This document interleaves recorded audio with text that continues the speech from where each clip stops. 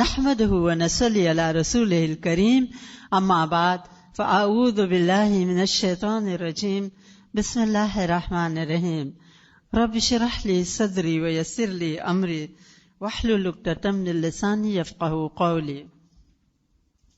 ہم نے دیکھا انعام یافتہ لوگوں میں صدیقین بھی شامل ہیں، من الصدیقین، اور ایسے ہی ایک سچے صدیق ابو بکر صدیق رضی اللہ تعالی عنہ ہیں.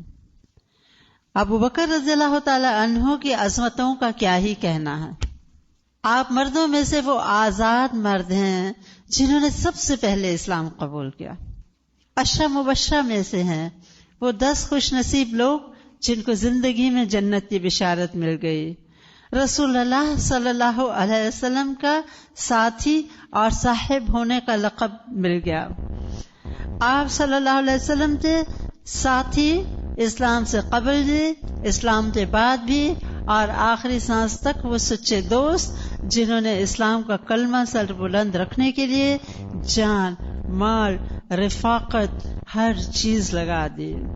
اور وہ عظیم انسان جو بظاہر نرم خو والے، بہت ہی خیرخواہ اور انسانوں کی ہمدردی اور محبت کرنے والے، حق کے راستے میں چٹان کی طرح جم گئے اور اپنے وقت کی 2 عظیم الشان قوتوں کو، 2 super powers of the time کو انہوں نے ایٹ اے ٹائم محاذ کھول کے اور ان پہ ثابت کر دیا کہ اسلام ہی سچ ہے اور اسی کا بول بالا ہے.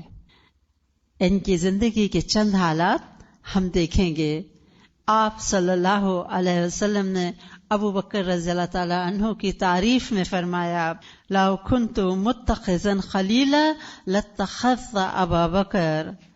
اگر میں کسی کو دلی دوست بناتا تو ابو بکر کو بناتا. ولکن اخی وصاحبی، لیکن وہ میرا بھائی اور میرا دوست ہے. ابو بکر رضی اللہ تعالی عنہ انتہائی حسین و جمیل شخصیت کے مالک تھے.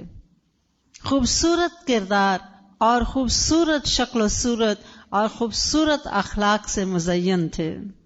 نورانی اور دل نشیں چہرہ تھا. ایک گہرے جسم کے مالک تھے.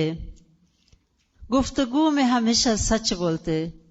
جب بولتے تو بہت پیار بھری گفتگو کرتے. آپ کی گفتگو دھیمی، سچائی پہ مبنی اور دل پہ اثر کرنے والی تھی. آپ کی بات میں وزن ہوتا تھا، دلیل پہ مبنی بات کرتے، اور الفاظ کا چناؤ اتنا زبردست ہوتا تھا کہ بات دل پہ جا کے لگتی تھی. لیکن جب حق کا معاملہ آیا تو ہم نے دیکھا چٹان کی طرح زبردست، استقامت کی طرح جمے ہوئے اور فولاد سے زیادہ سخت ثابت ہوتے ہیں دشمنوں کے لیے.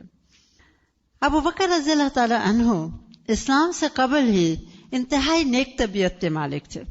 آپ مکہ کے ایک انتہائی امیر ترین تاجر تھے.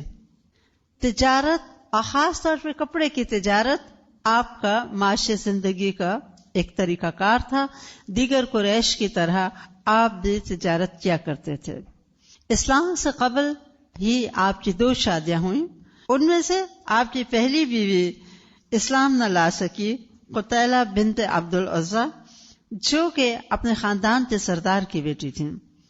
ان سے 2 بچے ہوئے، اسماء رضی اللہ تعالی عنہ اور عبداللہ رضی اللہ تعالی عنہ. لیکن اسلام کے زمانے میں جب انہوں نے اسلام قبول نہیں کیا تو ابو بکر رضی اللہ تعالی عنہ نے ان سے علیحدگی اختیار کر لی تھی. دوسری بیوی ام رومان رضی اللہ تعالی عنہ ہیں، جن سے عائشہ رضی اللہ تعالی عنہ اور عبد الرحمن رضی اللہ تعالی عنہ پیدا ہوئے تھے. 2 شادیاں مکہ میں، اور پھر بعد میں آپ نے مدینہ منورہ میں بھی انصاریہ کے ساتھ شادی کی.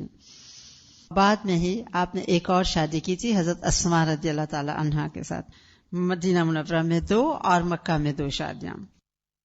آپ کی طبیعت میں حق پرستی موجود تھی. آپ کی بیٹی اسماء رضی اللہ تعالی عنہ کہتی ہیں، ہمارے والد نے اسلام کے قبل کے زمانے میں بھی کبھی شراب کو ہاتھ نہیں لگایا تھا، کیونکہ آپ کہتے تھے کہ شراب پی کے انسان عزت کے منافی حرکتیں کرتا ہے، ایسی حرکتیں کرتا ہے جو انسان کے وقار کو ڈیمیج کرتی ہیں، اس لیے وہ کبھی شراب نہیں پیتے تھے. اور نہ ہی اس زمانے میں جو جاہلیت کے طریقہ کار تھے کبھی بھی وہ اپنائے. اسی لیے ابو بکر رضی اللہ تعالی عنہ اپنے دور کے انتہائی معزز اور بہت زیادہ جن سے لوگ محبت کرتے تھے ایک ایسی شخصیت اور کردار ہمیں نظر آتے ہیں.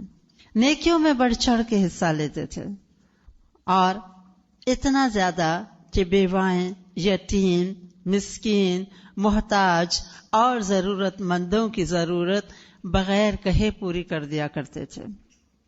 آپ صلی اللہ علیہ وسلم کی شادی ہوئی تو آپ خدیجہ رضی اللہ تعالی عنہا کے گھر تشریف لے آئے. خدیجہ رضی اللہ تعالی عنہا بھی مکہ کی ایک امیر خاتون تھیں اور اس محلے میں تمام تاجر لوگوں کے گھر تھے.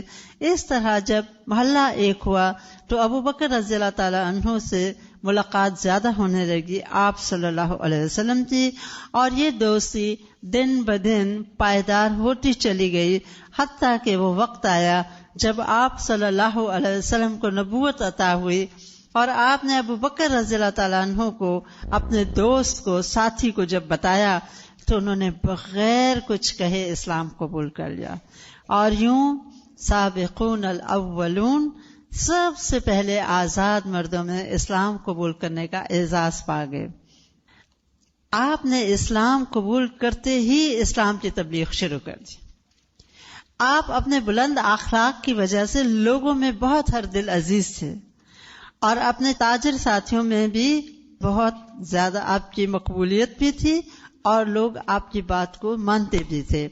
اسی لیے آپ نے فوراً اپنے دوستوں کو اسلام کا پیغام دیا اور آپ کی کوششوں کی وجہ سے ہی شروع میں ہی جو لوگ اسلام لائے ان میں عثمان رضی اللہ تعالی عنہ، طلحہ بن عبید اللہ رضی اللہ تعالی عنہ، ابو عبیدہ بن جراح رضی اللہ تعالی عنہ، عبد الرحمن بن عوف رضی اللہ تعالی عنہ، اور اس طرح کے اکابر صحابہ موجود ہیں جن میں سے بیشتر عشرہ مبشرہ میں سے بھی ہیں. آپ کی طبیعت میں خیر خواہی تھی.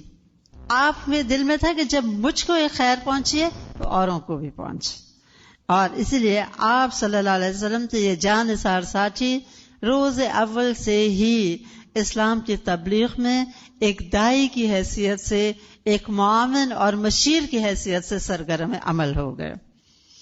جیسے کہ ہم نے دیکھا کہ ابو بکر رضی اللہ تعالی عنہ بہت زیادہ ملنسار انسان تھے اور لوگوں کے ساتھ بہت میل ملاپ رکھا کرتے تھے اور پسند بھی کیے جاتے تھے. لہٰذا آپ نے اپنی اس شہرت اور مقبولیت کو بھی اسلام کے راستے میں استعمال کیا. آپ صلی اللہ علیہ وسلم کو لے کے مختلف قبائل میں جاتے اور لوگوں کو تعارف کرواتے. اس کے بعد آپ صلی اللہ علیہ وسلم پھر تبلیغ کیا کرتے تھے. تو آپ نے اپنے ریپوٹیشن بھی اسلام کے راستے میں استعمال کیا، اسلام کو سپورٹ دینے کے لیے استعمال کیا. ابو بکر صدیق رضی اللہ تعالی عنہ ماہر علم الانساب تھے.